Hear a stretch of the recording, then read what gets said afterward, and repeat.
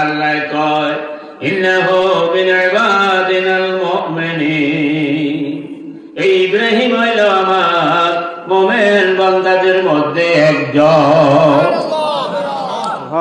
ও বাবারা ভাইরা, একটুখানি চিন্তা করেন, একজন লোক মুমিন হইতে হইলে কেমন হওয়া লাগে? আল্লাহু আকবার কয়, কেমন হইলে মুমিন হওয়া যায়?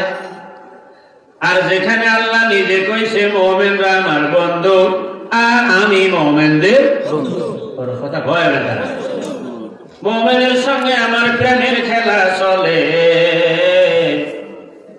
সেই জন্যই যে আয়াতটা আমি আজকে এখানে বসে পড়ছিলাম, আমার আল্লাহ বলছেন হাসিবান্নাসু আন ইউতরাকু, দুনিয়ার মানুষ এই ধারণায় আছে নাকি যে তাদের জান কবজের পরে ওদেরকে জান্নাতের জন্য ছেড়ে দেয়া হবে? আইয়াকুলু আমান্না, শুধু কেবল তারা মুখে কইবে আমরা ঈমানদার, এই কথা কইলেই ছেড়ে দেয়া হবে। অহুম লা ইফতানুন, অথচ তাদেরকে পরীক্ষা করা হবে না। বিনা পরীক্ষায় মুখে কইলেই বুঝি ঈমানদার, এই কথা কইলেই বুঝি ছাড়িয়া দিব। এরে দুনিয়ার মানুষ এই ধারণায় আছে নাকি? সুবহানাল্লাহ। ও বাবারা ভাইরা, একটু আমার দিকে তাকান, আল্লাহর ওয়াস্তে আমার একটু বলেন আয়াতের বাংলা তরজমাটা কি বুঝাইতে পারছি নি? তাইলে কি কইল, কথাটা কি দাঁড়াইলো? না না, শুধু মুখে ঈমানদার এই কথা কইলেই চলব না, বরং পরীক্ষা দেওয়া লাগবে, পরীক্ষায় পাস করা লাগবে। পরীক্ষা ছাড়া মুখের দাবি দিয়ে আমি আল্লাহ তোরে ছেড়ে দেব না, এই তো কথা।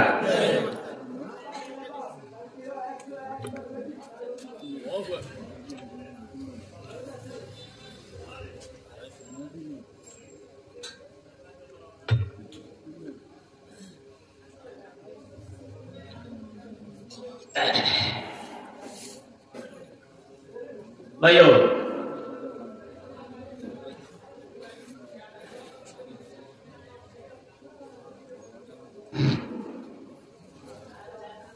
মুমিন কাকে বলে? যার মধ্যে ঈমান আছে। বলে সবাই বলে, যার মধ্যে ঈমান আছে, যার মধ্যে ঈমান আছে, এই তো। এখন ঈমান কাকে বলে?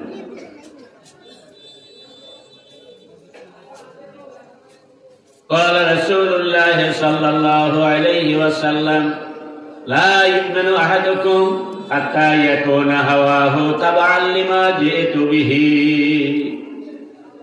আমার নবীজি ফরমান, তোমাদের মধ্যে কেউ মুমিন হবে না।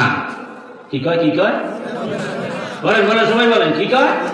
তোমাদের মধ্যে কেউ মুমিন হবে না, মুমিন হতে পারবে না হাত্তা, যে পর্যন্ত না ইয়াকুনা হাওয়াহু, যে পর্যন্ত না হবে তার মনের চাহিদা।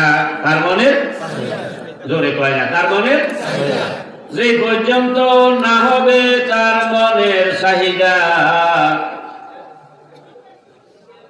তাবাআন লিমা জিতু বিহি, আমি মুহাম্মদ আল্লাহর পক্ষ থেকে যা কিছু নিয়ে আসলাম সেটার অনুগামী অনুসারী, যে পর্যন্ত তার মনটা না হবে ততক্ষণ পর্যন্ত তোমাদের মধ্যে কেউ মুমিন হতে পারবে না।